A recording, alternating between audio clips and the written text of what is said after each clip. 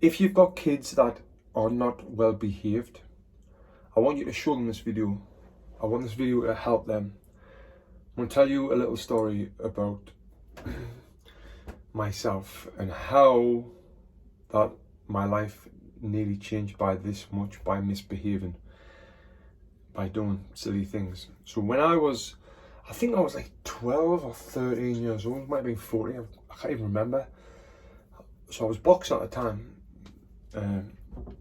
but as well I had an allotment. And an allotment, if you're from America and don't know what that word is, it's like a garden. It's like a piece of land that you can rent, and you can grow vegetables on there, have animals on there, do basically what you want on there. And when I say rent, I think it was something like £20 for 3 months. It was like really cheap, or might have been even less than that. I can't even remember, but it was really, really cheap. I didn't even think I was paying for it at the time. I think it was the person I shared it with. He gave me a bit of the land he had, and he was paying for it.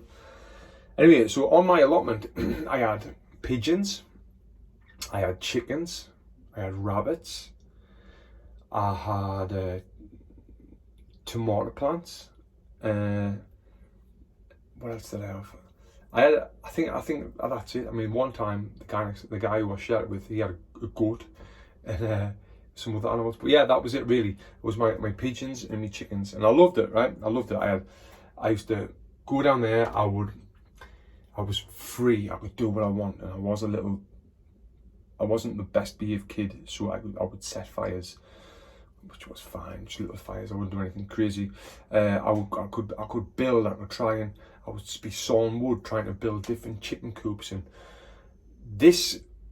things that I'd done on there was really educational. It really helped us, and I would recommend kids doing that. Right, learning how to use a saw, learn how to use a screwdriver, learn how to use a tape measure, and building a chicken coop, or building a pigeon feeder, a bird, or whatever, putting felt on a roof of a shed, like building fences. That sort of stuff really helped me develop, and it really, I think it helped us develop common sense. I see some people who's 30-year-old and can't use a screwdriver or can't use a spanner. It's crazy, but like, yeah, it develops common sense. So I recommend you do stuff like that. Anyway, I just love it.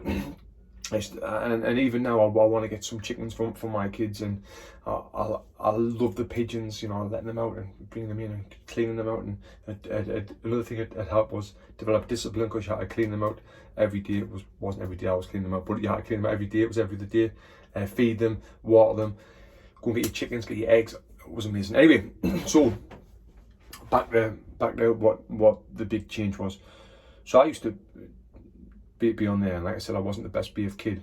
So I thought, well, I want to build whatever else I was building. It was another chicken coop or whatever, and I could have went and tried and got some money off my mum and dad and bought some stuff, but I didn't. I went to the local building site. There was a building site that were building new houses. And I've done it before. I've done it a few times. And I went on there with me mate Dean, and we climbed up on the house. Like the house starts getting developed. We went up. We got a big black bin, like a rubber ones, and we put in nails. We put in hammers. We put wood. We got a load of stuff, and we were stealing all of this stuff. And I was like, yes, look at this, I'm saving a fortune here. It was a saw. I put a saw in there, and like the value of all the stuff that we stole was probably £40, £50. That's about $60. But we got it all. I was like, yes, let's walk back up to the allotment with this. So he had all on one side of the bin, I had all on the other side of the bin. And we were walking up like, oh, proud of ourselves that we just stole all this stuff, and we got it for free, because it was a building site, and the building sites were everywhere. So as we were walking, a car pulled up next to us, and it was the police.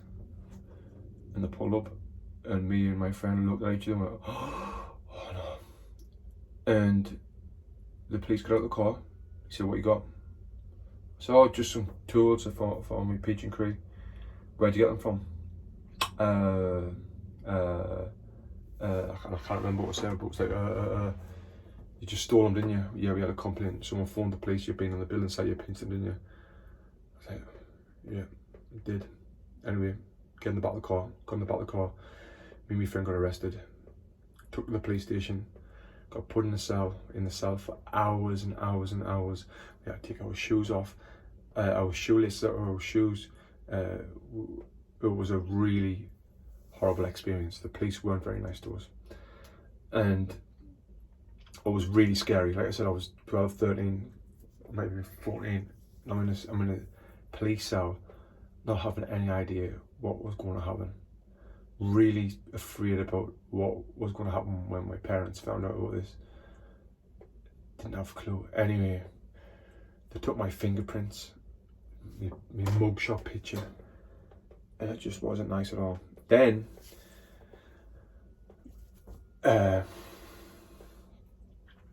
hours and hours later, I think it was my dad came, went mad at us, and I got a police caution, right? So it was like, wow. Anyway, bad experience. So the moral of the story, anyway. Now, fast forward another few years. I went to the European Championships. I won the European Championships. I won another national title. I'm forgetting all about that now. I'm on track. Another national title. And when I was 21, I went and won the senior ABA title. First person from Sunderland amateur boxing ever to do it. Now my boxing career's taken off. I'm captain of the England boxing team. Forgetting all about that in the past. I'm smashing it. Qualifies for the Olympics in 2008. I'm like, wow, first Olympian ever from Sunderland. And it's like, wow, in the public eye. Everything was going well. Retired, finished from the Olympics with a medal. I'm in the newspapers all of the time, everywhere. People knew who I was. I was the boy next door. Everyone kind of loved us, and I had that great personality. Like I said, that was in the past. Like I wasn't a horrible kid. I did that right, and everything was going well. Turned professional, got money, bought a couple of houses, done whatever I'd done, become successful. And I was like, wow, this is amazing. Like, life was good. Life was really good. I was at the top. Then it was an opportunity came to come and train in America. I was training in America. I was in training camps for Evander Holyfield. So this boy from Sunderland, from the streets of Sunderland, is now sitting having lunch with Evander Holyfield, one of the greatest fighters ever, Olympic medalist, pretty successful financially with what I've done after that. And undefeated professional boxer. And I'm like, yes, life is going good. Then my friend said, oh, do you want to apply for, you should apply for your green card to come and live in America. And I'm like, yes, I'll live in America, really? Yeah, and I spoke to her, like, give me the lawyer's name. I spoke to the lawyer. She went, yeah, you'll get it, no problem. You're an Olympic medalist. You and your girlfriend or your wife, Sarah, you should get it, no problem. We're in. So excited, the best thing ever. We're going to move to America. We applied for a visa. And one of the questions on the visa was, have you ever been in trouble with the police? I was like, yeah, I have. When I was young, I got a caution. What, you telling me this now? I'm like, yeah, never thought anything of it. Like now I'm like 27 years old applying for my visa. I'm like, it was like 12 years ago. Like, should I put it on the form or should I not put it on the form? She's like, well, you're gonna have to put it on the form, but if I put it on the form, I'm not gonna be able to move to America. Like, oh, I said, if I just not put it on the form and then pretend that I never got arrested. Anyway, so we spoke to the lawyer and he's like, no, you're gonna have to put it on the form. Like, oh no. So I put it on the form, I've been arrested, sent it in, everything got approved apart from that. Sent me back, sorry, you can't get your visa now. You've been in trouble with the police. We'll need you to go to the police station, find out if the police, the seriousness of the crime and this and that. So now all of our dreams we felt was shattered because of me being a stupid little idiot, going on a building site, stealing nails and stuff and just But it wasn't that, when I was done that, it wasn't even so much about getting this stuff, it was about being naughty and doing this and being cool. And you know, I think that's what it was more about. I like to think now, I like to see now, like, oh yeah, I was little, I was stealing stuff from my chickens. But when I look back at it, I was like, no, I was trying to be cool. I was trying to be in with the gang and thinking I was cool, stealing stuff. But it nearly changed me for life. Just that one little thing, what I thought was little. I went to the police station, I had to get a form sent. It was a long process. Anyway, as you know now, I moved to America. Since I've moved to America, if you know me, you know what stuff's happened and what opportunities have come. Being on the TV shows like The Blacklist, being the face of Levi's, yeah, can you believe it? On billboards around the world. Anyway, I'm not even going into that. There's done loads of stuff's happened since I've moved to Los Angeles. Life is been. People tell me all the time, Tony, you're living the dream, and I can see why people will see that. And all that was nearly ruined by being a little toe rag, by doing something stupid. And if that happened, that would have been the biggest regret in my life, right? Well, it wouldn't have, because I wouldn't have knew what would have happened when I come to Los Angeles. But if someone told me when I was 21, you're not coming to, when I was 27, you've been denied from America, I would have been like,